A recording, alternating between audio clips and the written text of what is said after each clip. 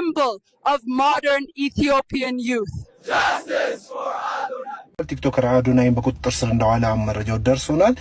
እንግዲህ ሶሻል ሚዲያ የምትጠቀሙ ሰዎች ባካችሁ ከባህል ከቋንቋ ከእሴት ጋር አንጻር ህብረተሰቡን እያስከፋ ያለ ነገር እያወዛገበ ያለ ነገር ካለ ቆም ብላችሁ ማሰብ አለባችሁ ማለት ፈልጋለሁኝ።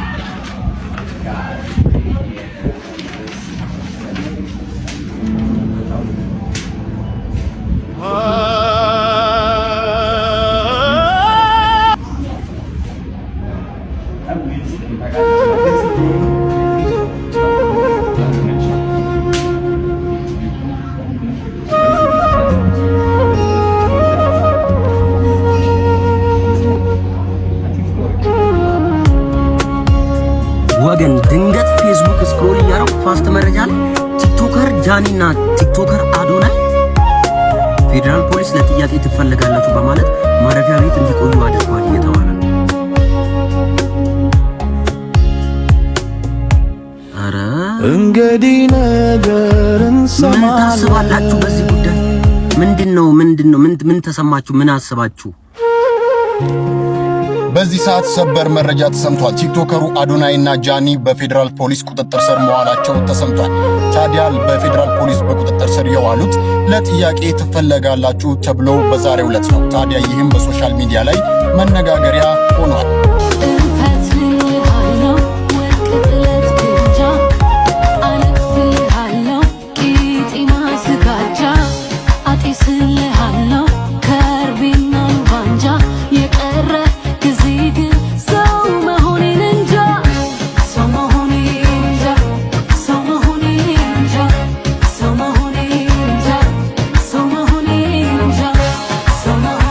ሙሴ ሰለሞን ተፈቷል። ጆን ዳንኤል ተፈቷል።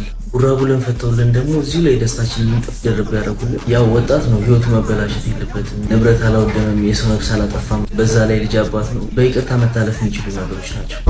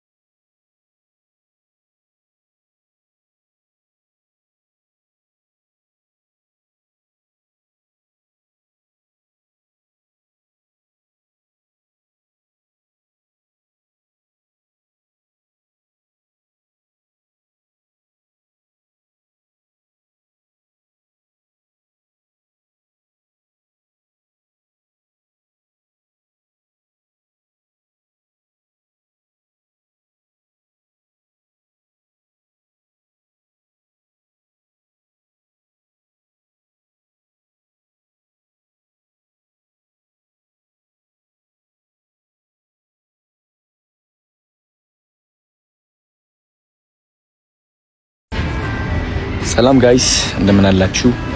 ሰው 50 ምክሮች መምከር ፈልጋለሁ አሁን ማለት ነው።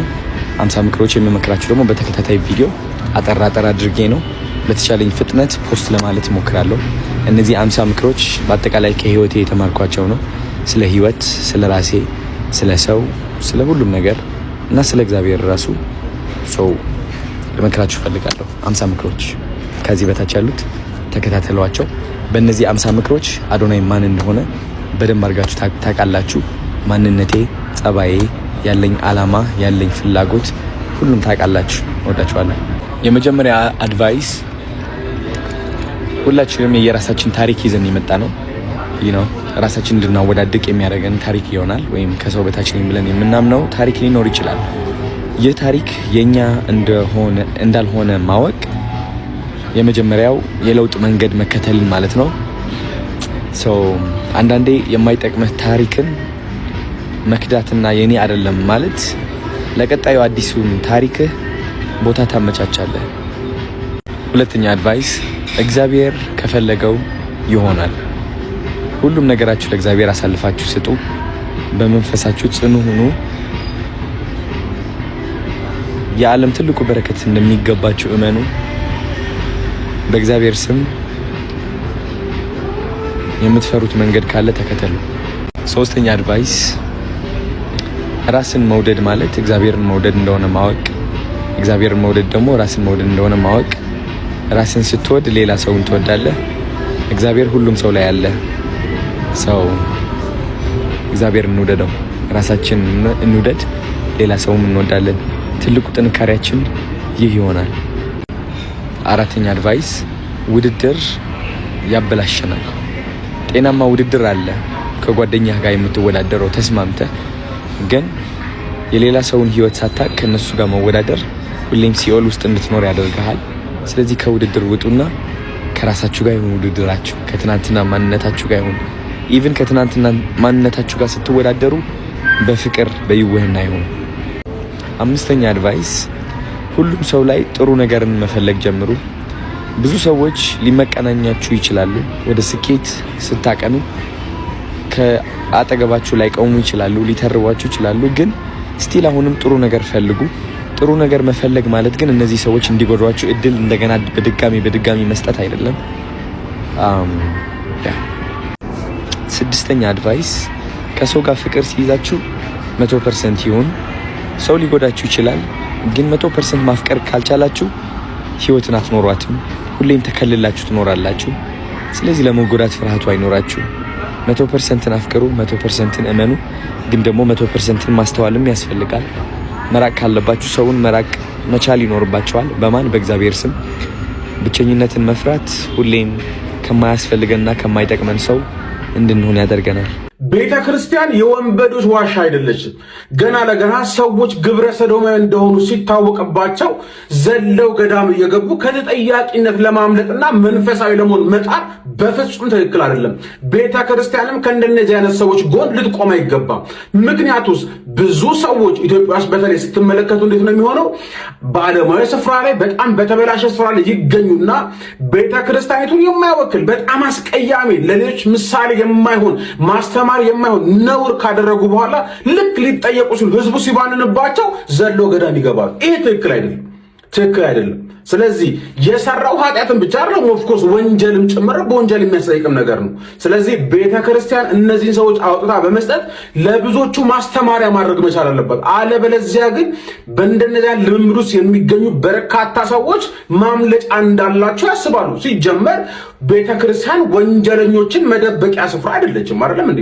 ማንም ሰው ገደለ፣ እንደዚህ ያደረገ፣ ግብረ ሰዶማዊ ሆነ፣ ከዛ ባለክ ሲታወቅበት ዘሎ ግብት እንዲህ ይባል ነገር የለም። እስከ ዛሬ የት ነበርክ? እስከ ዛሬ ገዳም ለመሄድ ጽሞና ለመያዝ ለመማር ለመታረም ጊዜ አልነበረ? ጊዜ እኮ ነበረ። ነገር ግን የምትፈልጋቸውን ስራ ካደረግክ በኋላ ልክ ጉዳዩ ይፋ ሲሆንና ሲታወቅብህ በመረጃ ሲደገፍ ዘለ ጥልቅ አልክ ማለት ነው። ይሄ በፍጹም ተቀባይነት የለውም። ስለዚህ ሊወጣ በህግ ሊጠየቅ፣ ለብዙዎች ደግሞ ማስተማሪያ ሊሆን ይገባል። ደደብ ሰውም ያልፍለት ዘመን ላይ ነን ያለ ነው። ደደብ ሁኑ። ድድብ ያው እንግዲህ ደደብ ሁኑ እያላችሁ ነው።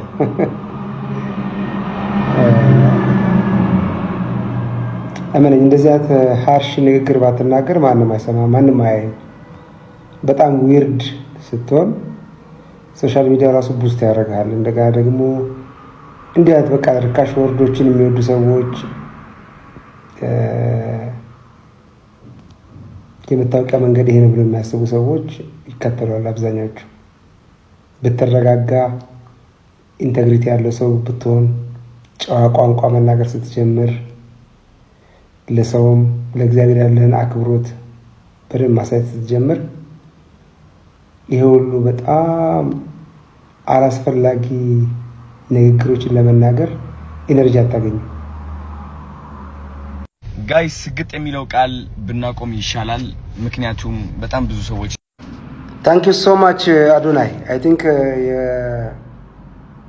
እንዲሁ ሞራል ያላቸው ደግሞ ለአንተም የሚያስቡ ሰዎች ደግሞ ለማህበረሰብም ጠቃሚ አይደለም እነዚህ ቋንቋዎች በጣም አግሬሲቭ መሆን ሶሻል ሚዲያ ላይ ጥሩ አይደለም ብለው የመከሩን ሰዎች ምክር ከኔ ጭምር በመቀበል በጣም ነው አመሰግነው። በእኛ ሶሳይቲ መካከል ግን ሰው አጥፍቻለሁ ይቅርታ ካለ በኋላ ደግሞ ያለ መቀበልና በዛው ነክሶ የመያዝ ባህሪ እንዳለን እኛ አበሾች ይታወቃል። ይሄ ደግሞ ሁሉም አበሻ አይደለም። ሰው ሲመለስ ደግሞ በደስታ የሚቀበሉ አበሾች አሉ። ከነሱ ደግሞ አንዱ ነኝ። ስለዚህ አም ሶ ሃፒ በጣም ስለተጨቀጨክና ኖ ስለተባልክ ሳይሆን ቋንቋው በቃ ትክክል አይደለም። የጨዋ ቋንቋ ዲሰንት አይደለም። እነዚህ አይነት ቋንቋዎች ደግሞ ያው በዛኛው ቪዲዮ ላይ እንደነገርኩ ቡስት ያደርጋል። ሰው በጣም አግሬሲቭ ሆኖ አላስፈላጊ ነገር ሲናገር ሲቆጣ ምናምን ሰው ማየት ይወዳል በተፈጥሮና በዛ ላይ ሳይሆን መልካም ነገር ማድረግ የምትችል በጣም ኢነርጄቲክ የሆንክ ልጅ ገና ያንግ በጣም በእድሜ ከኛ በጣም የምታንስ ልጅ ብዙ መስራት የምትችል ሰው ነህ። 3 ሚሊዮን is nothing እና ከዛ ያለፈ ደግሞ በጣም ብዙ ህዝብ ሊሰማ ይችላል እና ብዙ ህዝብ ደግሞ ገና ማገልገል ትችላለህና ጥሩ ላይን የሚያስይዙህን ኮች የሚያደርጉህን የሚመክሩህን በእድሜ የበሰሉ ሰዎችን እንድትቀርብ በዚሁ አጋጣሚ ልመክር እፈልጋለሁኝ። እንደገና ቤተሰቦችንም እናት አባት፣ የአባት ወንድም፣ የእናት ወንድም እንደዛ ጋራ በመመካከር ኮንቴንቶችን ከመልቀቅ በፊት ጥሩ ነው ወይ ጥሩ አይደለም የሚለውን እሱን እያደረግህ ወደፊት ቀጥል። የምታደርገው መልካም ነገሮች አሉ፣ ይብዛልህ። አሁንም በድጋሚ በድፍረት ገብቼ ባለፈው ኮሜንት ሰጥቻለሁኝ። አሁን ደግሞ ይሄን ቪዲዮ ሰርተ በማየቴ ደስ ብሎኛል። ይሄን ሳልል ማለፍ ስለማልፈልግ ነው። ቴንክ ዩ። በርታ ብራዘር።